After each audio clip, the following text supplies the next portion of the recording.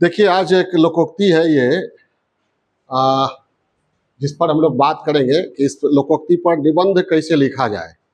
लोकोक्ति है, न अति वक्ता, न अति चुप, न अति बरखा, न अति धूप।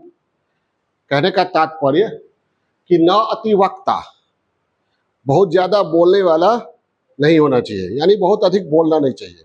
बोलना जरूरी है, लेकिन बहुत ज्यादा बोलना सेहत के लिए हानिकारक है। आपके सेहत के लिए भी, सामाजिक सेहत के लिए, हर एक तरह की चीज के लिए ज्यादा बोलना उचित नहीं है। न अति चुप, चुप रहना श्रेयस्कर माना जाता है, लेकिन बहुत ज्यादा चुप रहना, हर समय चुप रहना आपके लिए क्या होगा? हानिकारक होगा। कभी कभी ऐसा होता है, ऐसी स्थिति आती है जब बोलना जरूरी हो जाता है। क्लियर है? उसके बाद है न अति बरखा। वर्षा जरूरी है? नहीं है। वर्षा जरूरी है, लेकिन अति वर्षा जरूरी नहीं है। न अति धूप, धूप जरूरी है, लेकिन अति धूप जरूरी है नहीं। तो दोनों, ये चारों जो है, न अति वक्ता, न अति चुप, न अति बरखा, न अति धूप, इसका तात्पर्य हुआ कि किसी भी चीज का अति क्या होता है? हानिकारक होता है, जिसको अंग्रेजी में कहा गया है too much of everything is bad. ठीक है? आचार में अति लग गया तो क्या हो गया? अत्याचार। ठीक है? किसी भी चीज में अति उस चीज के अर्थ को, उस चीज के दायरे को, उस चीज के संदर्भ को ही बदल देता है। जैसे प्रेम जरूरी है, लेकिन अति हो प्रेम तो क्या हो जाता है? मोह, जो पतन की ओर और विनाश की ओर ले जाता है। पुत्र प्रेम सब में होता है, लेकिन अतिशय प्रेम धृतराष्ट्र को, कौरव को विनाश की ओर ले गया। धृतराष्ट्र चुप रह गए। समझ में आई बात? भीष्म पितामह चुप रह गए द्रौपदी के चीरहरण के समय, तो उनका चुप रहना क्या हो गया? वंशनाश का कारण बना। द्रौपदी अपनी वाणी पर लगाम नहीं रख सकी, अंधे का पुत्र अंधा, परिणाम क्या हुआ? महाभारत हुआ। तो ये क्या क्या बोल रहे हैं, ठीक है, वो बोलिए, लेकिन क्या होना चाहिए? संयम होना चाहिए। क्या होना चाहिए? संयम होना चाहिए। और ये कब बोलना है, क्या बोलना है, कैसे बोलना है, ये ध्यान रखना बहुत जरूरी है। तो इसका सीधा ये सार हुआ, इसका सार क्या हुआ? Too much of everything is bad. किसी भी चीज की अति क्या होती है? बुरी होती है। किसी भी चीज की अति, किसी भी चीज की अति बुरी होती है। पानी कम हो प्यास बुझाती है, अति हो विनाश लाती है। हवा कम हो क्या? ठंडक प्रदान करता है, सुकून देता है। अति हो चक्रवात, विनाश का कारण बनता है। तो किसी भी चीज की अति, अतिशयता पतन की ओर ले जाती है, विपरीत स्थिति को जन्म देती है।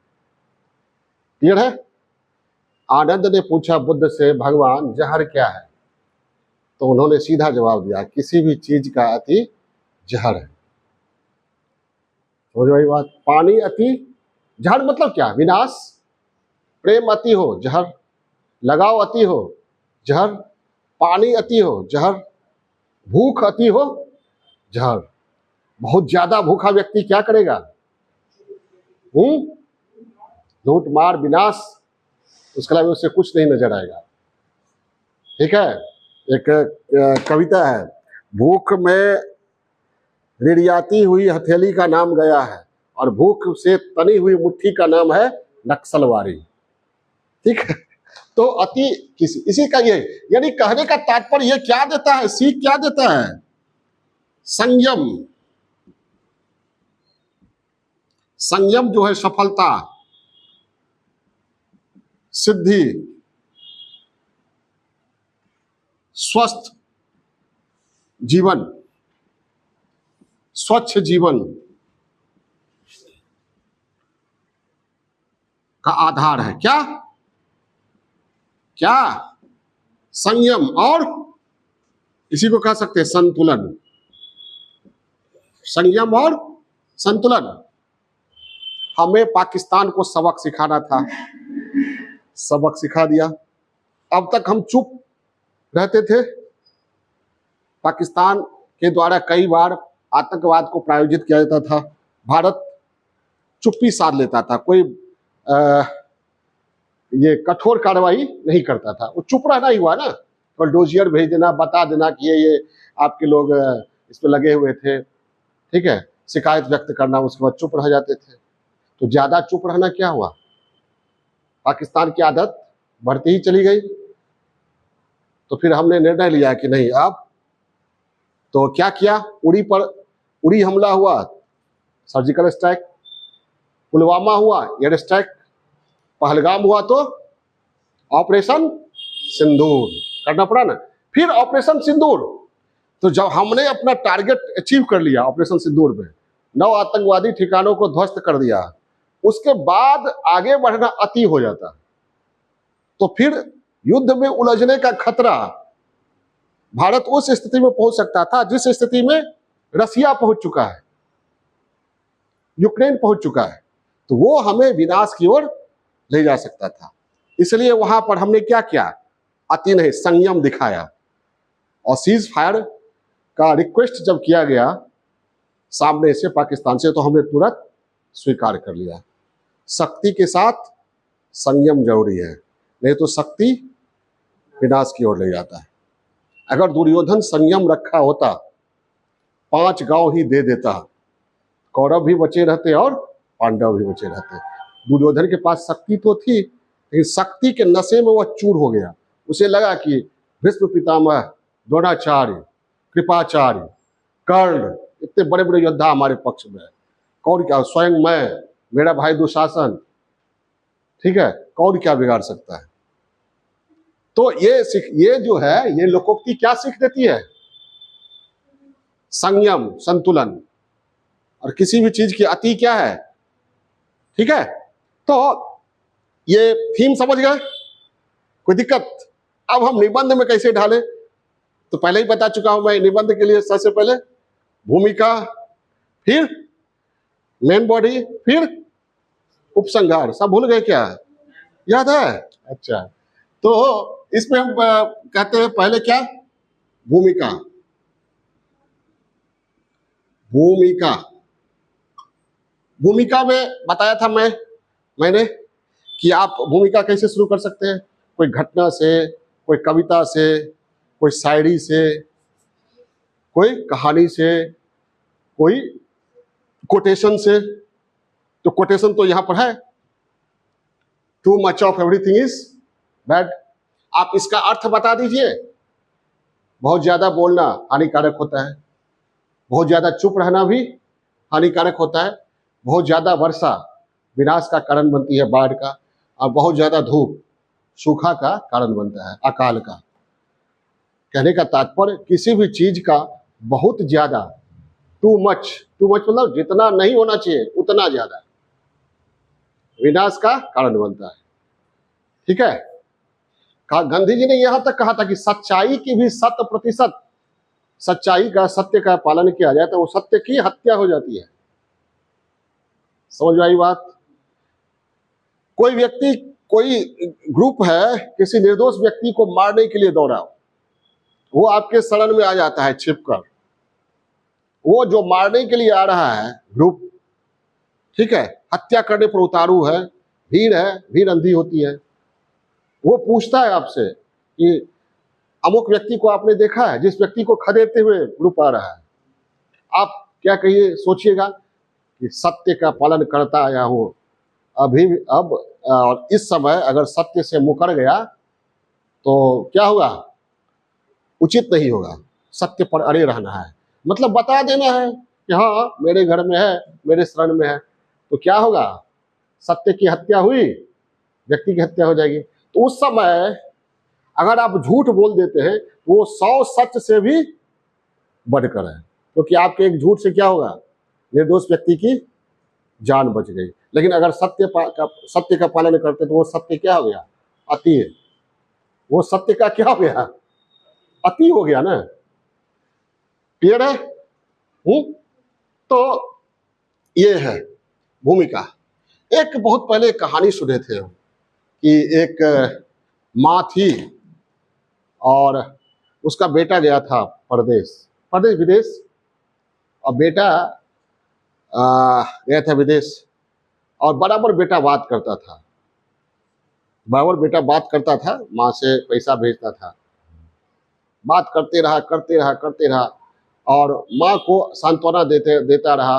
बेटा विवाह भी कर लिया, बेटा को बेटा भी हो गया, सबसे अपनी माँ को बात करवाता था वो बेटा।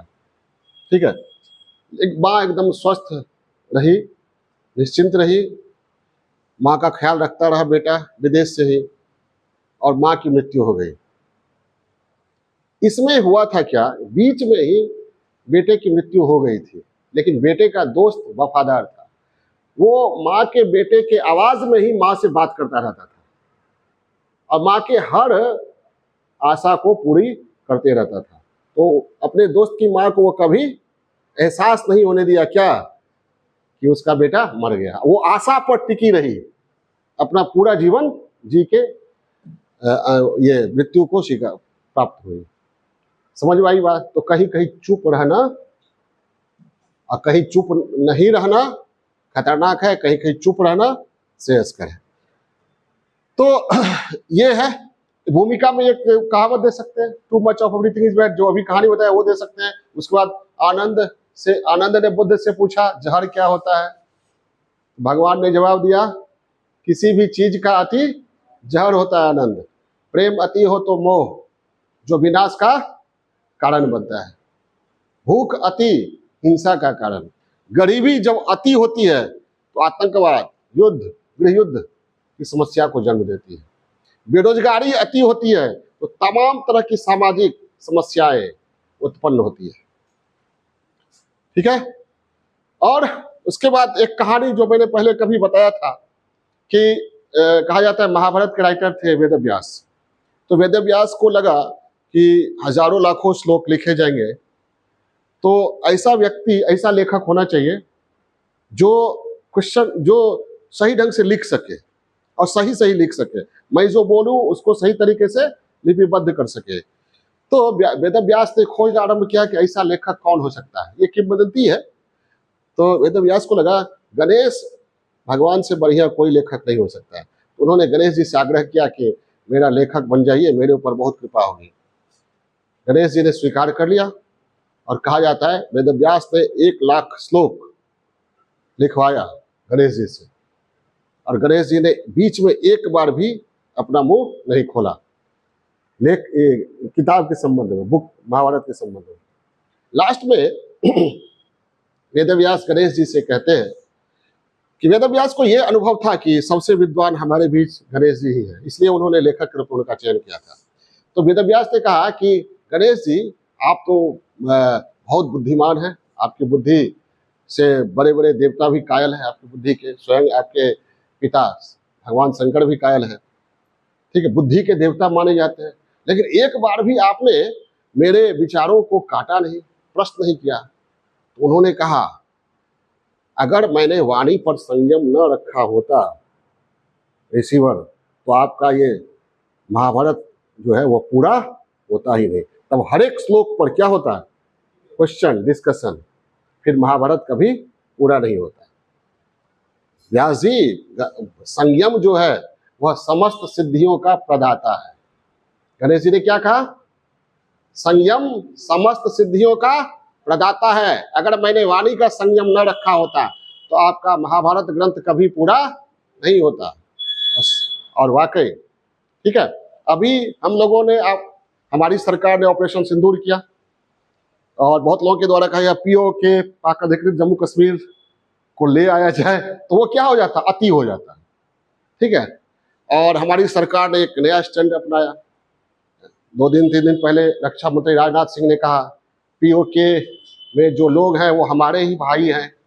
एक दिन जरूर आएगा जब पीओके के लोग स्वयं इच्छा व्यक्त करेंगे कि पीओके का विलय होना चाहिए। किसमें? भारत में। और उन्होंने कहा पीओके के लोगों की स्थिति शक्ति सिंह के तरह है, राणा प्रताप के भाई शक्ति सिंह के तरह। शक्ति सिंह राणा प्रताप के विरोधी हो गए थे, गुमराह हो गए थे, लेकिन राणा ने उन्हें हमेशा भाई जैसा प्यार दिया। बाद में शक्ति सिंह लौट कर चले आए। तो पीओके अभी चला गया है, लेकिन पीओके के लोगों में जो भारतीयता है वो जागेगा और कभी न कभी स्वयं। ठीक है, तो ये क्या हुआ? शक्ति के साथ संयम, कूटनीति। जब संयम होगा तभी ना कूटनीति कीजिएगा, संयम नहीं होगा तो स्वयं भी विनाश और सामने वाले का भी विनाश और दुनिया के लिए भी विनाश के कई उपाय खड़े कीजिएगा। तो भूमिका में क्या सबसे बढ़िया वही गणेश जी का संयम समस्त सिद्धियों का प्रदाता है। और क्या मैंने बताया? आनंद और बुद्ध की का वार्तालाप, ऑपरेशन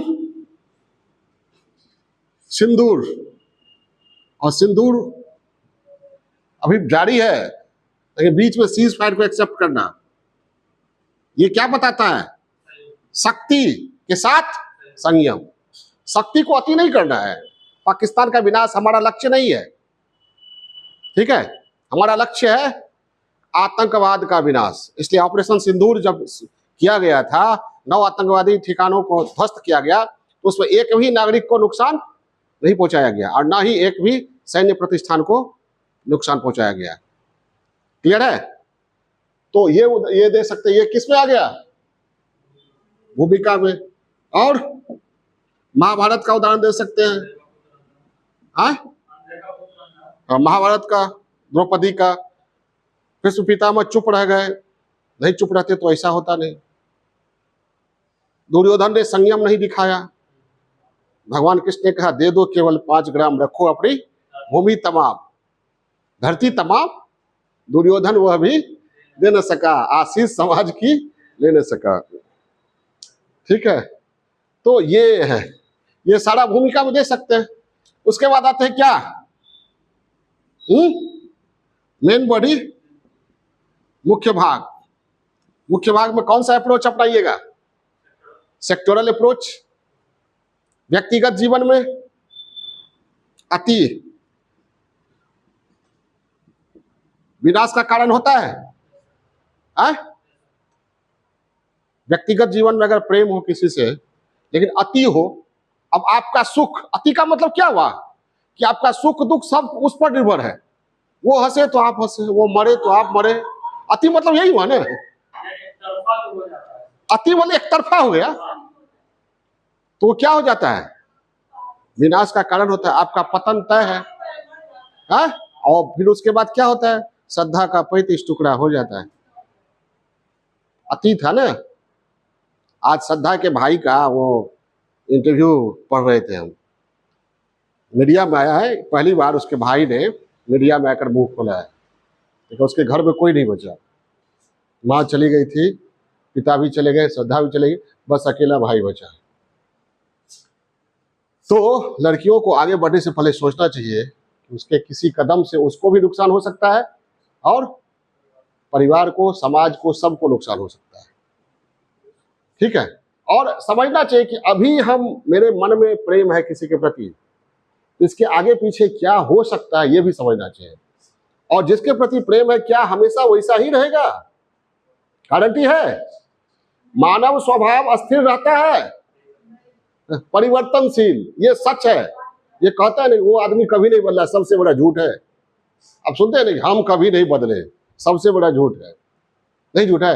अरे आपका सेल हमेशा बदलते रहता है।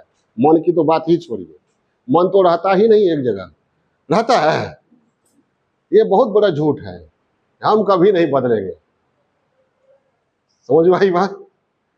ये बदलना चाहिए, ठीक है, लेकिन उस बदलाव में धूर्तता नहीं हो, धोखा नहीं हो, विनाश नहीं हो, पतन नहीं हो, स्वार्थ नहीं हो। क्लियर है? तो व्यक्तिगत जीवन में अति, ठीक है, सोना ठीक है, दिन 8 घंटे 9 घंटे की बजाय अगर 18 घंटे सोइएगा और 6 घंटे पढ़िएगा तो क्या होगा है? होगा।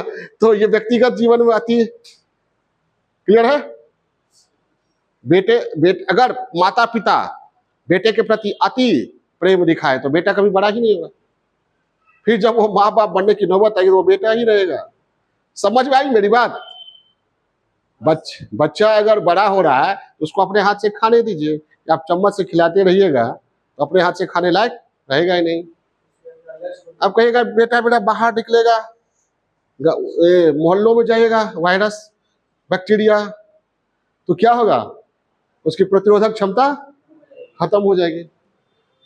बहुत सारे परिवार के माता पिता, बच्चों के माता पिता क्या करते थे, फलाने मोहल्ले में नहीं जाने देना, गाली गलौज सीख लेगा, मारपीट सीख लेगा।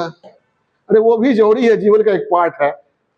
नहीं तो कोई मारेगा इसको, मार के फेंक देगा। समझ आई बात? झेल नहीं पाएगा। गाली गलौज सुनने की आदत नहीं रहेगी ना तो क्या होता है पता है? हम गाली गलौज का समर्थन नहीं कर रहे हैं। कभी गाली गलौज, अगर गाली गलौज सुनने की आदत नहीं है तो अगर कभी गाली गलौज सुन लिए तो आप डिप्रेशन में चले जाइएगा। होता है। और डिप्रेशन के बाद सुसाइडल मेंटलिटी बन जाएगी। नई पीढ़ी का लक्षण कह रहे हैं। इसलिए बच्चा को ज्यादा वो क्या करते हैं, नल बबुआ नहीं बनाना चाहिए, सब अनुभव लेने देना चाहिए। मट्टी में लोट-पोट करे, एसी का भी अनुभव ले और मट्टी में लोट-पोट का, नाले के नीचे खड़े होके खाने का भी अनुभव रहे। प्रतिरोधक क्षमता क्या होगी? मजबूत होगी। ठीक है। तो व्यक्तिगत जीवन में क्या है, ये सही है? हाँ, थोड़ा सा ये उसके बाद आइए ये सामाजिक जीवन में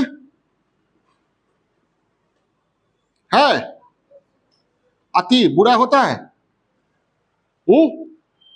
धीरज धर्म मित्र अरुणारी आपतकाल परखिए चारी। अति विश्वास किसी पर अंधविश्वास हो जाता है। हो सकता है क्या, और कभी कभी कहा जाता है बहुत ज्यादा वफादारी और गद्दारी में क्या होती है, छीन रेखा होती है। इसे सतर्क सचेत रहना चाहिए।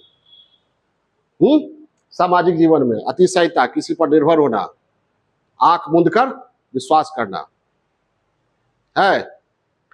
आप जानते हैं ना वो कौन था, सीजर था ना, सीजर की जो हत्या होती है, ब्रूटस उसका परम प्रिय मित्र था। और जब ब्रूटस उठता है चाकू लेके मारने के लिए आता है तो चकित रह जाता है। ब्रूटस यू टू, हाँ तुम भी। ये चकित होना ही उसके मौत का कारण बन जाता है। तब तक कोई आके मार देता है उसको। वो चकित नहीं होता, पहले से आश्वस्त रहता कि वो भी धोखा दे सकता है, तो शायद स्थिति बदल सकते थे। इसलिए हर स्थिति के लिए क्या करना चाहिए, रेडी रहना चाहिए। सामाजिक जीवन में, आर्थिक जीवन में अति है विनाश का कारण। प्रॉफिट कमाना उचित है कि बुरा है? प्रॉफिट अगर नहीं हो तो बिजनेस करेगा कोई, लेकिन अति प्रॉफिट के कहां तक ले जाता है? अति मुनाफा कहां तक? मिलावट, कालाबाजारी, जमाखोरी, भ्रष्ट आचरण, ठीक है, विनाश का कारण बनता है। क्लियर है? सट्टेबाजी, जुएबाजी, कम समय में खूब ये अर्जित करने की क्षमता, करप्शन, चोरी डकैती, धोखाधड़ी, सब क्या है? हवस। ठीक है। अतिशयता को एक नाम दे सकते हैं जो बहुत अच्छा नाम है, बहुत अच्छा शब्द है। अति, किसी भी चीज की अति, क्या? हवस, पैसे की हवस। और मान सम्मान की भी हवस होती है, नहीं होती है? लोगों को मान सम्मान नहीं मिलता है तो क्या करता है, 100 आदमी को तैयार करके पैसा दे के कि हम जाएंगे तो कर फल होता है, और हमारे पैर पर आके फूल चढ़ाना और हमारा चरण धो के और हमारा आरती, ऐसा होता है कि नहीं? तो ये हवस है, हवस। हातिम ताई से जिन्न पूछता है, ये बताओ कौन ऐसी प्यास है जो कभी बुझती नहीं है, और जिसके बुझने से और वो प्यास बढ़ती है? किस चीज की प्यास? हवस। ये ऐसी प्यास है कि इसे बुझाए तो बुझ जाती है और बढ़ जाती है। समझ में आई बात? तो आर्थिक जीवन में हो गया, राजनीतिक जीवन में कहने की जरूरत नहीं है।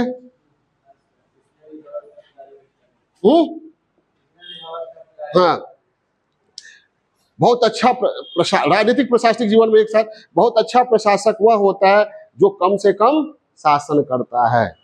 लेसेस फेयर का सिद्धांत, उदारीकरण का सिद्धांत, हाँ, कम से कम शासन करता है। बहुत अच्छा पिता वो होता है जो बेटे पर बेटियों पर कम से कम शासन कर, फ्रेंड जैसा बिहेव रखता है, उसे छूट देता है। ऐसे छूट देने का मतलब क्या, वो हर चीज को शेयर करेगा, कोई भी चीज वो छुपाएगा नहीं माँ बाप से, ठीक है। और जब छुपाने की प्रवृत्ति आ जाती है तो बहुत कुछ ऐसा कर देता कर डालता है बेटा बेटी जो माँ बाप के परिवार के पतन का कारण बनता है, ठीक है।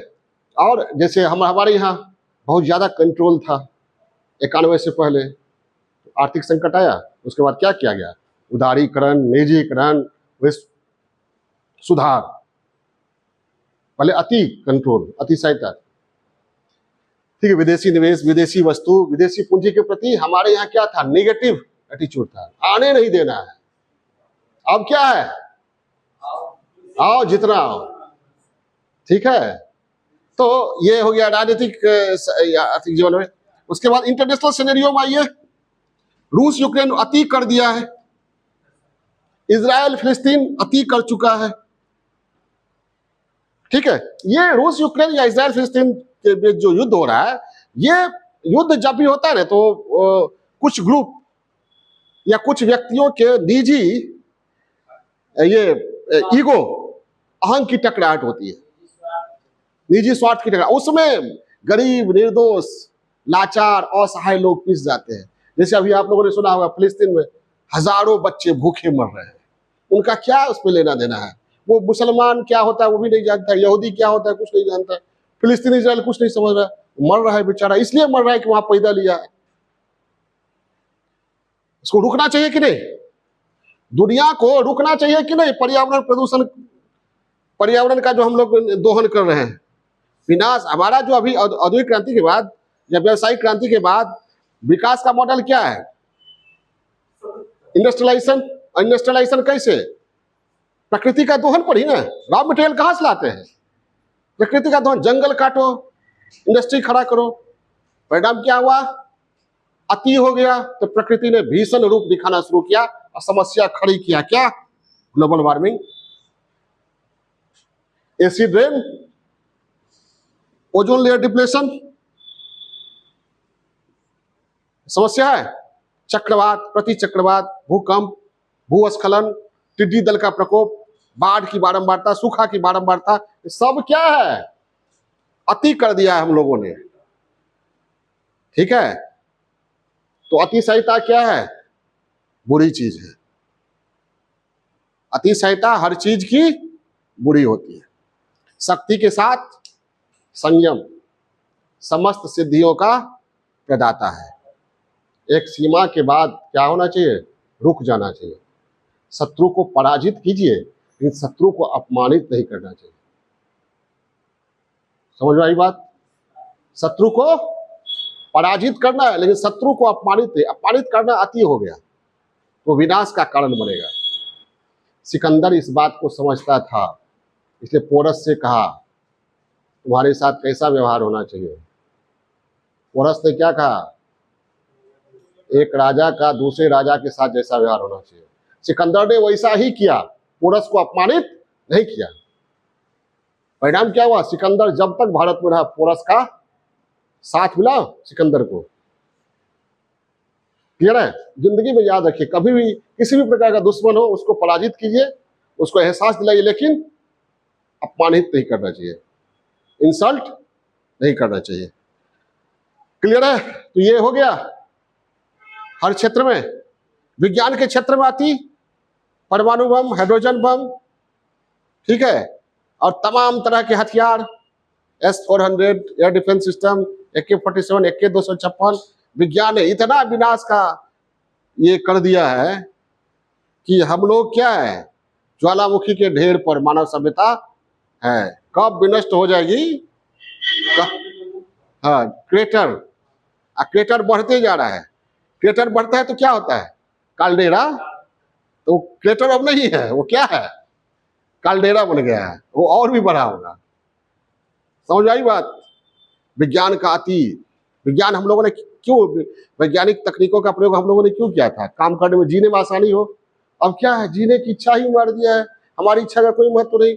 आर्टिफिशियल इंटेलिजेंस आ गया, रोबोटिक्स आ गया, मनुष्य का कोई महत्व नहीं रहा। ठीक है, आप मान लीजिए सोनू का नाम सोनू है, ये कहेगा तो नहीं मानेंगे सोनू है, नहीं वो कागज दिखा देगा, मान लेंगे सोनू है। इसका बायोमेट्रिक डाटा जो है हम नहीं मानेंगे। एक मशीन पर ही हाथ रखेगा, मशीन ओके करेगा तो मान लेंगे। यानी आदमी से ज्यादा महत्व किसका हो गया? मशीन का। और आदमी एक नंबर हो गया। आधार नंबर क्या है? आपकी पहचान है, एक नंबर ही है ना। तो विज्ञान का अति यहां तक चला आया। क्लियर है? वैज्ञानिक क्षेत्र में भी अति हो गया।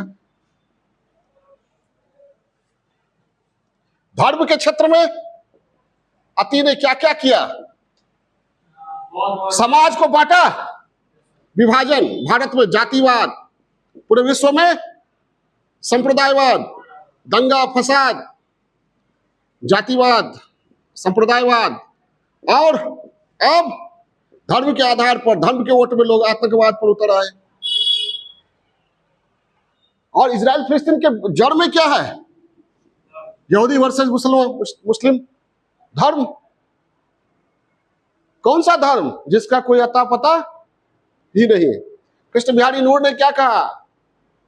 जिनके कारण होते हैं दंगा फसाद, उनका कोई अता पता ही नहीं, जिंदगी से बड़ी कोई सजा ही नहीं, और जुर्म क्या है पता ही नहीं।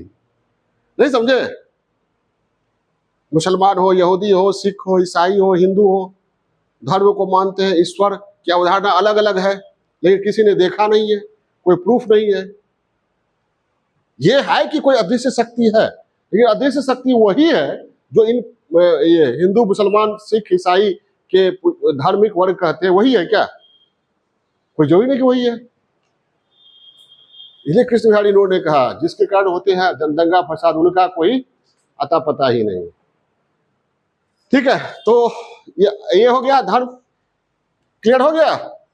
अतिशयता हर चीज की बुरी होती हो, पानी हो या आग हो। आग कम मात्रा में क्या करता है? आपको भोजन पका कर देता है, पौष्टिक तत्व प्रदान करता है, ठंड में गर्मी देता है, आपको जानवरों से बचाता है। लुक्का लेकर जाते हैं, आग अंधेरे को मिटाता है, वही आग क्या करता है? विनाश करता है। तो पानी हो या आग हो, हवा हो या धूप हो, प्रेम हो या मोह हो, सत्य हो या असत्य हो, रावणत्व हो या रामत्व हो, कुछ भी हो, हर चीज की अति बुरी होती है। हर चीज की एक सीमा है। क्लियर है? लास्ट में उपसंहार में कोई कहानी कह के या लेटेस्ट में ऑपरेशन सिंदूर का या किसी चीज का उदाहरण दे के, देखिए, अतिशयता विनाश की ओर ले जाती है। क्लियर है? अब लिख लीजिएगा, लिख के लाइएगा आप लोग।